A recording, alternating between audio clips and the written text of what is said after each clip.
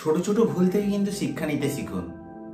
মানুষ সবসময় কিন্তু হোঁচট খায় ছোট ছোট পাথরেই, বড় পাহাড়ের সঙ্গে কিন্তু নয়।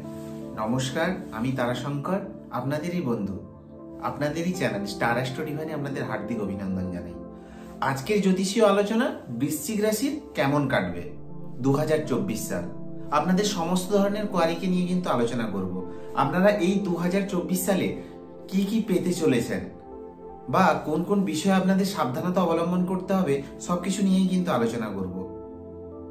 তাছাড়া আপনাদের ইন জেনারেলি সবার কি প্রশ্ন থাকে যে এই বছর আপনাদের অর্থনৈতিক অবস্থা কেমন থাকবে, আপনাদের কেরিয়ার, আপনাদের শিক্ষা কেমন থাকবে, আপনাদের প্রেম, আপনাদের বৈবাহিক জীবন, আপনাদের ব্যবসায় বা কতটা সাথ দেবে, সবকিছু নিয়ে কিন্তু আলোচনা করব। তবে যদি দেখেন 2024 সাল কিন্তু সংখ্যাতত্ত্ব অনুসারে শনির সাল। তো আপনাদের রাশি অধিপতিকে মঙ্গল, আর এই বর্তমানে কিন্তু আপনাদের শনির ধাইয়া চলছে। শনি আপনাদের চতুর্থভাবে গোচর করছে এবং দীর্ঘ 18 বছর পর কিন্তু রাহু আপনাদের পঞ্চম হাউসে। পুরো বছরটাই কিন্তু রাহু আপনাদের 5th হাউসে থাকবে এবং কেতু থাকবে একাদশ ভাবে। আর একটি যদি বৃহৎ গ্রহের কথা বলেন, দেবগুরু বৃহস্পতি। দেবগুরু বৃহস্পতি বর্তমানে কিন্তু 6ষ্ঠ ভাবে গোচর করছে। 1 মে আপনাদের 7th হাউসে গোচর করবে। আর শনি কিন্তু পুরো বছরই কিন্তু আপনাদের 4th হাউসে থাকবে, মানে ধাইয়া কিন্তু আপনাদের থাকবে। তবে শনি বক্রী হবেন জুন মাসে, 2024 জুনে। বর্তমানে কিন্তু এখন মার্গী আছেন। তো কি ফল পেতে চলেছেন এই বছর, সবকিছু নিয়ে কিন্তু আলোচনা করব। দেবগুরু বৃহস্পতির কথা বললে, দেবগুরু বৃহস্পতিকে, সে হচ্ছে আপনাদের ধনস্থানের মালিক এবং 5th হাউসের লর্ড। সে কিন্তু বর্তমানে গোচর করছে আপনাদের 6ষ্ঠ ভাবে, থাকবে এপ্রিলের শেষ পর্যন্ত। মের 1 তারিখ কিন্তু দেবগুরু বৃহস্পতি রাশি পরিবর্তন করবে। তাই এপ্রিলের আগে পর্যন্ত কিন্তু দেবগুরুর পজিশন কিন্তু ভালো নয়, কারণ 6ষ্ঠ ভাবে যে কোনো শুভ গ্রহ কিন্তু ভালো ফল দেয় না। ফলে কি এই সময় কিন্তু আপনার এক্সপেন্ডিচার বাড়িয়ে দিতে পারে, মানে এই সময় আপনাদের হয়তো অনেক খরচ করিয়ে দিতে পারে। খরচ কিন্তু এই সময় একটু আপনাদের বেশি হতে পারে। তাই এই সময় বিশেষ করে নিজের এক্সপেন্ডিচারটাকে কন্ট্রোল করুন, নিজের খরচটাকে কন্ট্রোল করার চেষ্টা করুন। কারণ দ্বিতীয় ভাবের অধিপতি 6ষ্ঠ ভাবে বসে আপনার ব্যয় স্থানকে দেখছে। ফলে তো আপনাদের আয়ের থেকে কিন্তু এই সময় আপনাদের খরচ কিন্তু বাড়িয়ে দেবে, খরচ এই সময় বৃদ্ধি পাবে। তাই খরচকে কন্ট্রোল করা এই সময় জরুরি, বিশেষ করে এপ্রিলের আগে পর্যন্ত, মানে এপ্রিলের শেষ পর্যন্ত। মের 1 তারিখ রাশি পরিবর্তন করবে। তাছাড়া এই সময় বিশেষ করে কাউকে টাকা ধার দেবেন না, তাহলে কিন্তু চোট হয়ে যেতে পারে। ভেবে চিনতে তারপর টাকা ধার দিন।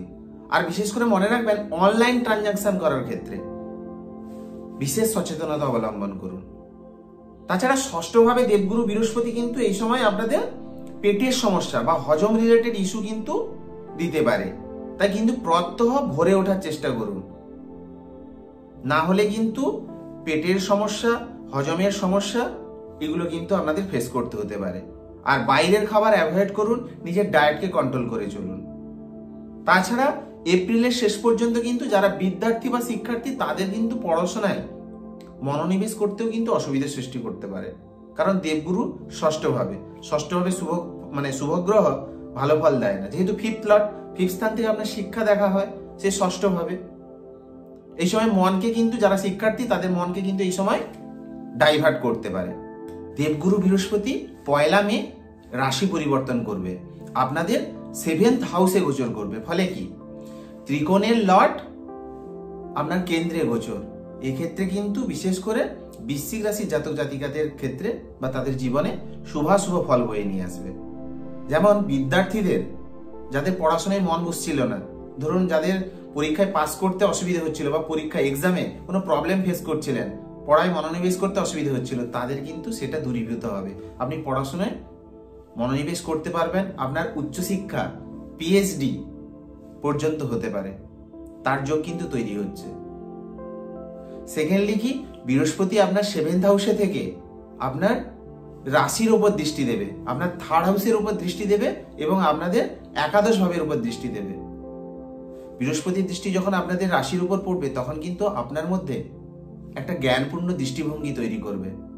আপনার এই সময় যে কোনো ধরনের নেম ফেম রিকগনাইজেশন মিলতে পারে, বা আপনি যে কোনো ধরনের অ্যাওয়ার্ড বা যে কোনো ধরনের পুরস্কার কিন্তু আপনি এই সময় পেতে পারেন।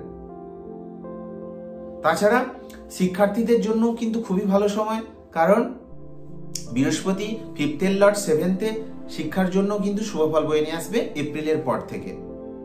তো বৃহস্পতির এই গোচর কিন্তু আপনাদের ক্ষেত্রে শুভ ফল বয়ে নিয়ে আসবে।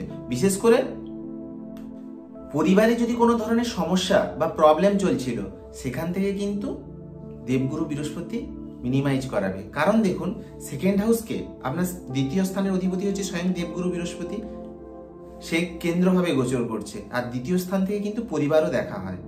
তাই পরিবারে যদি কোনো ধরনের প্রবলেম চলছিল, যে কোনো ধরনের সমস্যা চলছিল, সেই সমস্যা থেকে কিন্তু আপনাকে রেহাই দেবে, সেখান থেকে মুক্তি করাবে দেবগুরু বৃহস্পতি।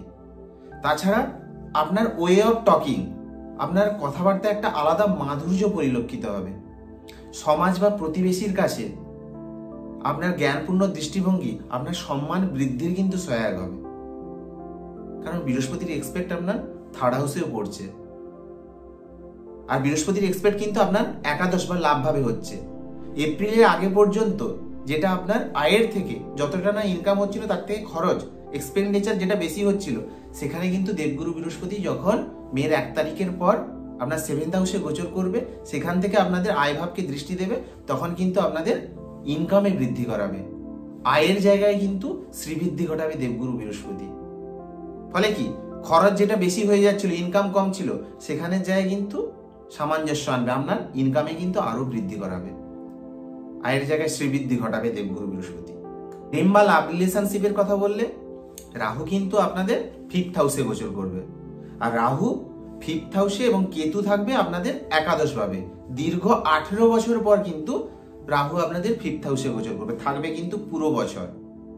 তাই রাহুর এই গোচর কিন্তু আপনাদের প্রেম বা লাভ রিলেশনশিপের ক্ষেত্রে কিন্তু একটু ডিসস্যাটিসফ্যাকশন ক্রিয়েট করাতে পারে।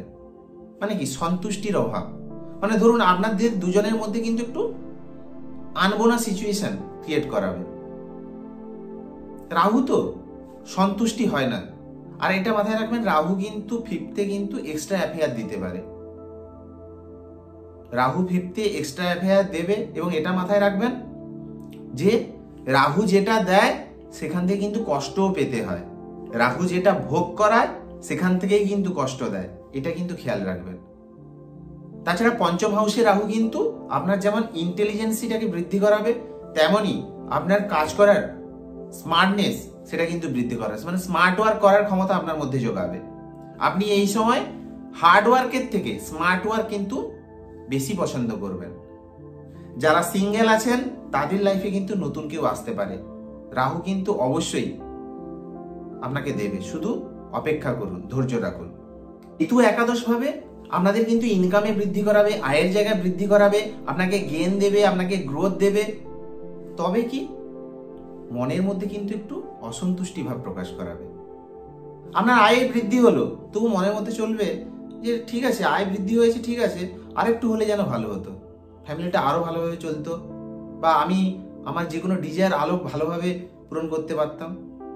কেতুর কারকত্বটা কি বলুন তো, কেতু যেভাবে বসে থাকে সেই ভাব রিলেটেড কিন্তু অসন্তুষ্টি প্রকাশ করায়।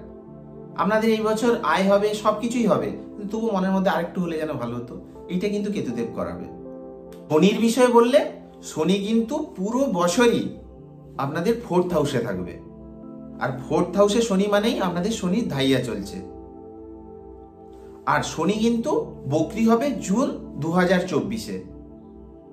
তাই শনি 4th হাউসে থাকা ধরুন আপনাদের জন্মকুণ্ডলিতে শনি নিচস্থ পজিশনে আছে বা খারাপ পজিশনে আছে, তাহলে কিন্তু আপনাদের বিশেষ করে যে কোনো ধরনের প্রপার্টি বা ল্যান্ড বা ভূমি কেনার সময় কিন্তু বিশেষ সাবধানতা অবলম্বন করা উচিত। যদি শনি আপনাদের ভালো থাকে, তাহলে কিন্তু শনি আপনাকে প্রপার্টি বা যে কোনো ধরনের ল্যান্ড বা যে কোনো ধরনের ভূমি কেনার ক্ষেত্রে আপনাকে ফুললি সাপোর্ট করবে, বা এখান থেকে আপনি লাভ পেতে পারেন, কারণ শনি কিন্তু আপনার 4th হাউসে স্বক্ষেত্রস্থ হয়ে গোচর করছে। তাছাড়া যদি শনি খারাপ থাকে, তাহলে কিন্তু এই সময় ধাইয়ার প্রভাব আপনার উপর পড়বে। বিশেষ করে শনির দৃষ্টি আপনার কর্মভাবের উপর পড়ছে, ফলে কি এই সময় আপনাদের যে কোনো ধরনের কর্ম পরিবর্তন করাতে পারে, বা কর্মকে নিয়ে স্ট্রাগল বা কর্মের জায়গায় একটু ज़्यादा মেহনত বেশি করতে হতে পারে, বা কর্মের জন্য ট্রাভেলও করতে হতে পারে। যদি শনি ভালো থাকে তাহলে কিন্তু এই প্রবলেমগুলো আপনার হবে না। যদি শনি আপনাদের জন্মকুণ্ডলী খারাপ থাকে তাহলে কিন্তু আপনারা কর্মকে নিয়ে কিন্তু প্রবলেম ফেস করবেন। তাছাড়া শনির দৃষ্টি পড়ছে আপনার ষষ্ঠভাবে। ধরুন যে শত্রুরা আপনার উপর প্রবলেম ক্রিয়েট করছিল, আপনার উপর হাবি হচ্ছিল, আপনি পলিটিক্সের শিকার হচ্ছিলেন, সেখানে কিন্তু শনির দৃষ্টি আপনার ষষ্ঠভাবে পড়ার দরুন কিন্তু সেই শত্রুরা কিন্তু আর মাথা উঁচু করে দাঁড়াতে পারবে না, আপনার কাছে মাথা নামাতে বাধ্য হবে। আপনি ফুললি শত্রুকে পরাজিত করতে পারবেন, শত্রুরা আপনার উপর হাবি হতে পারবে না। তাছাড়া শনির দৃষ্টি পড়ছে কিন্তু আপনার রাশির ওপর, তাহলে কি মাঝে মাঝে কিন্তু মনের মধ্যে কিন্তু আপনার কনফিউশন ক্রিয়েট করাবে, চিন্তার সৃষ্টি করাবে। ধরুন কেরিয়ারকে নিয়ে চিন্তার সৃষ্টি করাবে মাঝে মাঝে, বা আপনার লাইফকে নিয়ে আপনি ভাবতে থাকবেন, সেই চিন্তার সৃষ্টি করাবে। মাঝে মাঝে কিন্তু একটু অ্যাংজাইটিও দিতে পারে, কারণ শনির দৃষ্টিকে বিষাদ মানা হয়, সে আপনার রাশির ওপর। আর চন্দ্র হচ্ছে তো মানুষের মন, এই ধরনের প্রবলেম কিন্তু ক্রিয়েট করাতে পারে। আর যদি শনি স্ট্রং থাকে তাহলে ফল কিন্তু আপনি ভালো পাবেন, পজিটিভ পাবেন। তাই এই সময় বিশেষ করে ওভার থিঙ্কিং থেকে দূরে থাকুন, বেশি চিন্তা করবেন না, ফুললি পজিটিভ থাকুন, নেগেটিভ একদম হবেন না। নেগেটিভ ভাবলেই কিন্তু নেগেটিভ অ্যাট্রাক্ট হবে। আপনি যদি খারাপ ভাবতে থাকেন, কি হবে কি না হবে এই নিয়ে ভাবতে থাকেন, তাহলে কিন্তু ওই নেগেটিভ জিনিসটাই আপনার প্রতি অ্যাট্রাক্ট হবে। This is called law of attraction. তাই সবসময় পজিটিভ ভাবুন। দেখুন, মাঠে পরাজিত ব্যক্তি কিন্তু জিততে পারে, কিন্তু মনের দিক থেকে যে হেরে যায় সে কখনো কিন্তু জিততে পারে না। তাই নিজের মনকে শক্ত করুন, ফুললি পজিটিভ থাকুন। কি উপায় করবেন যদি এই ধরনের প্রবলেম সিচুয়েশন আপনাকে ফেস করতে হয়, তাহলে কি উপায় করবেন না, প্রত্যহ কিন্তু হনুমান চল্লিশা পাঠ করুন, এটা কিন্তু আপনাদের ক্ষেত্রে খুবই এফেক্টিভ হবে। সেকেন্ডলি কি করবেন, সংকট নাশন গণেশজির স্তোত্র পাঠ, নারদ পুরাণে বা আপনি যেখানে সার্চ করলে পাবেন, সংকট নাশন গণেশজি স্তোত্র।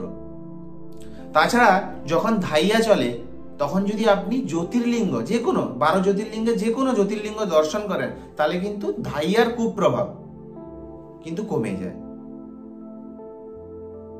যদি ভিডিওটি ভালো লাগে অবশ্যই চ্যানেলটিকে সাবস্ক্রাইব করুন এবং পাশে থাকা অল নোটিফিকেশন অপশনে অবশ্যই ক্লিক করুন, যাতে আমি নতুন ভিডিও আপলোড করলে সবার প্রথম আপনার কাছে পৌঁছে যায়। এবং ভালো লাগলে অবশ্যই লাইক কমেন্ট করতে ভুলবেন না, কারণ আপনার এক একটা লাইক আমাকে অনেকটা ইন্সপিরেশন জাগায় নতুন ভিডিও বানানোর। তো সবাই ভালো থাকুন, সুস্থ থাকুন, নতুন বছর আপনাদের অনেক অনেক ভালো কাটুক। বিশ্ববিদ্যালয়ের কাছে এই প্রার্থনা করি আপনাদের যেন সব ইচ্ছে পূরণ হয়, সব বাধা কালো মেঘ যেন দূরে সরে যায়। ভালো থাকুন, সুস্থ থাকুন। ওম নমঃ শিবায়।